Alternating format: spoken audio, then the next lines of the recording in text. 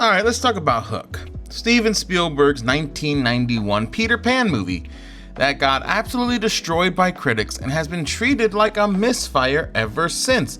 Here's the thing, Hook isn't a misfire, it's misunderstood, and it's time that we give it a second look. And I'm angry that a lot of you are out there talking crap on Hook. Hook is awesome. All right, when Hook came out, critics hated it. They said it was too long, too sentimental, too chaotic. They wanted Spielberg to make another Indiana Jones or a Jurassic Park.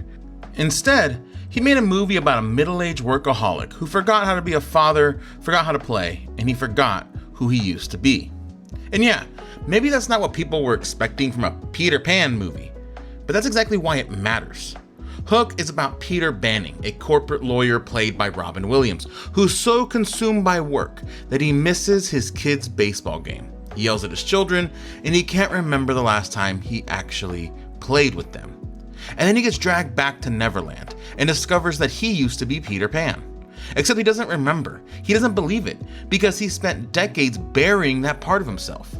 This movie is about what happens when you grow up and lose yourself, when you become the adult you swore you'd never be. And the journey back isn't just physical. It's about remembering how to feel joy, how to imagine, and how to be present. Critics wanted a spectacle, and Spielberg gave them a story about a dad reconnecting with his kids, and that's why it got dismissed. But here is what Hook gets right. Robin Williams is a man who forgot how to play. Dante Basco is Rufio, the lost boy who had to grow up when Peter left. Dustin Hoffman is a villain who needs his nemesis to give his life meaning. A practical Neverland that feels real and lived in. A John Williams score that absolutely soars. And a message that hits harder as an adult than it ever did when we were kids. Hook is not perfect, but it's about something real. And over the course of this video, we're gonna break down exactly why this movie deserves to be remembered as more than just a Spielberg misfire. Because sometimes, the movies that get dismissed are the ones that were just a little ahead of their time. You're a complex Freudian hallucination having something to do with my mother, and I don't know why you have wings. But you have very lovely legs, and you're a very nice tiny person, and what am I saying? I don't know who my mother was. I'm an orphan, and I've never taken drugs because I missed the 60s. I was an accountant. Here's the thing about Hook. It's not a kid's movie. It's a movie about adults who forgot how to be kids, and that's why critics in 1991 didn't get it. Steven Spielberg made this movie right after becoming a father. He was one of the most successful directors in the world, working constantly, and he suddenly realized he was becoming the workaholic dad that he feared being. Hook is Spielberg's confession. It's him admitting that success was costing him time with his kids. Peter Banning isn't just a character, he's Spielberg looking in the mirror. That's why this movie feels so personal. Spielberg wasn't making a Peter Pan adventure for kids.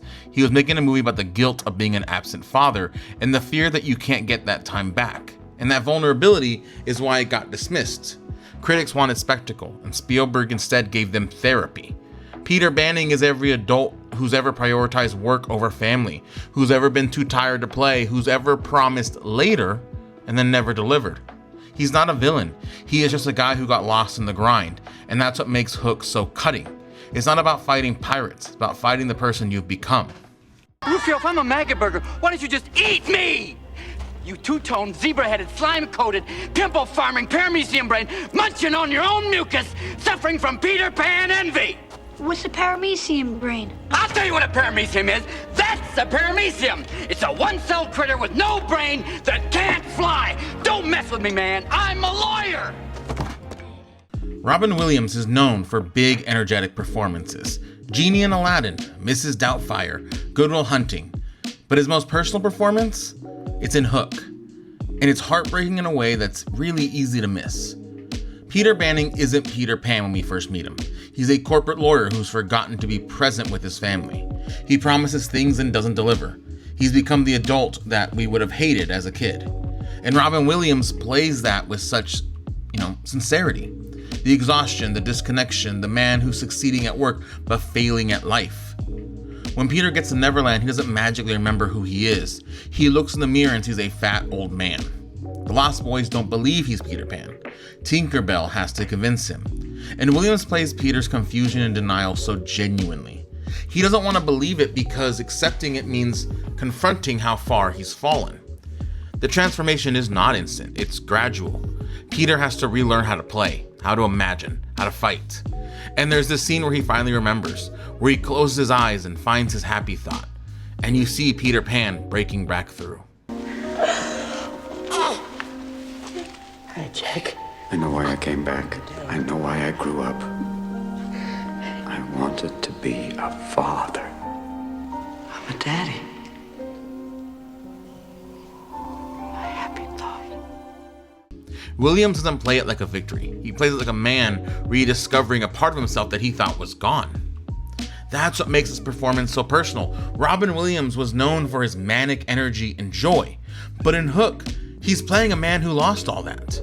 And the journey to get it back feels like something Williams understood deeply. The pressure to perform, to be on, to sacrifice yourself to success. Peter Banning is what happens when you give up joy for responsibility.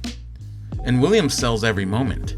The shame of not being there for his kids, the desperation to save them, the joy when he finally remembers how to fly. It's vulnerable in a way his bigger roles aren't. By the end, Peter chooses his family over Neverland.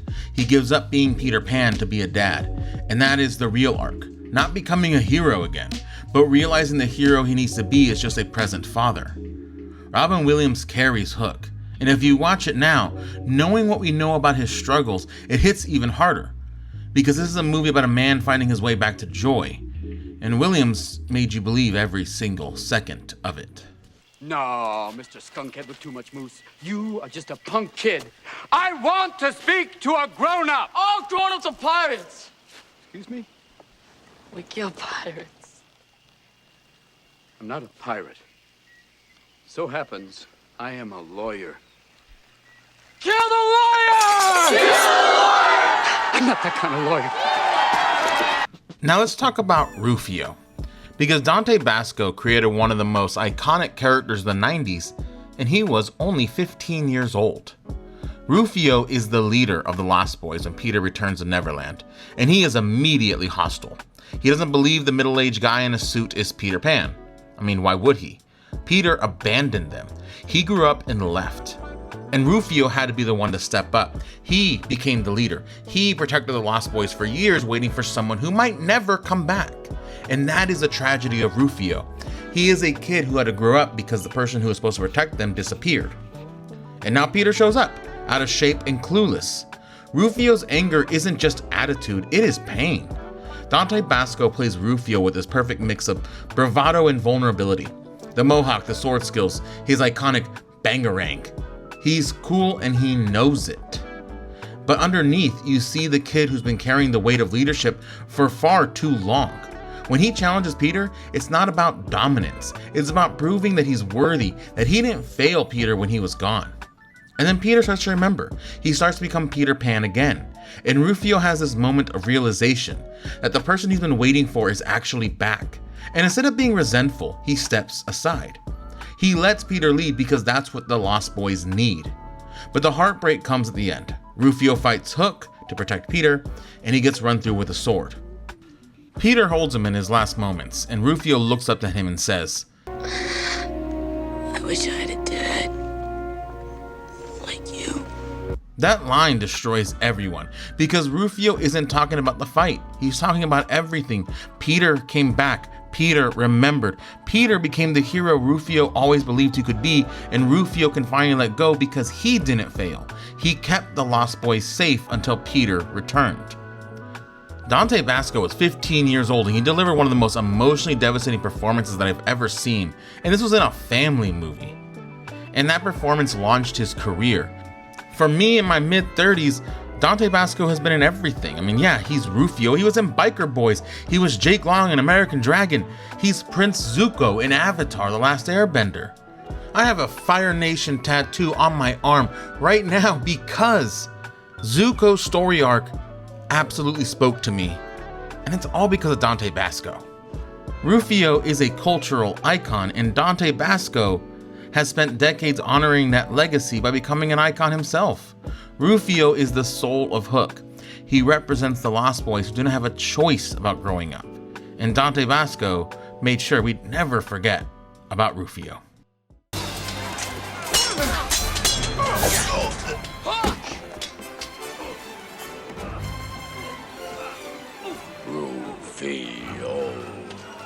Look, Dustin Hoffman playing Captain Hook sounds kind of like a joke.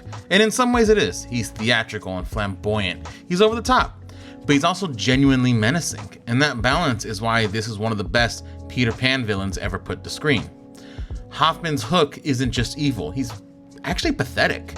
He's a man who's defined his entire existence around his rivalry with Peter Pan. And when Peter grew up and left, Hook lost his purpose. He's been waiting in Neverland for decades, obsessed with a nemesis who doesn't even remember him. And it's kind of tragic, actually. Watch how Hoffman plays Hook's vanity and insecurity. He's surrounded by yes men. He demands applause. He throws tantrums when things don't go his way.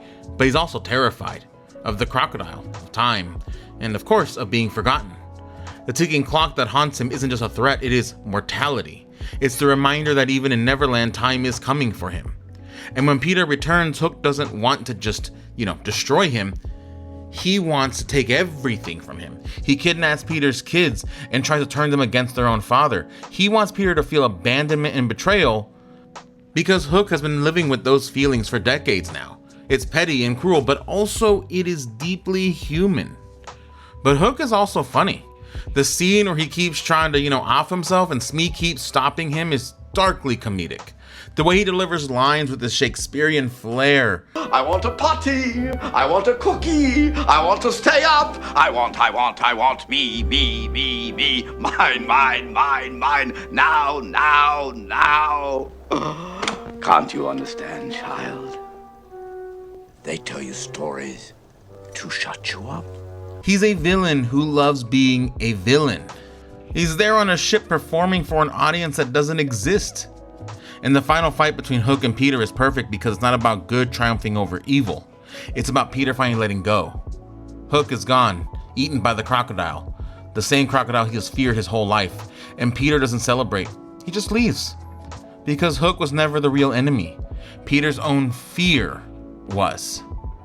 Dustin Hoffman understood the assignment. He made Hook theatrical, tragic, funny, and terrifying all at once. He is not just a villain. He is a cautionary tale about what happens when you build your identity around the past.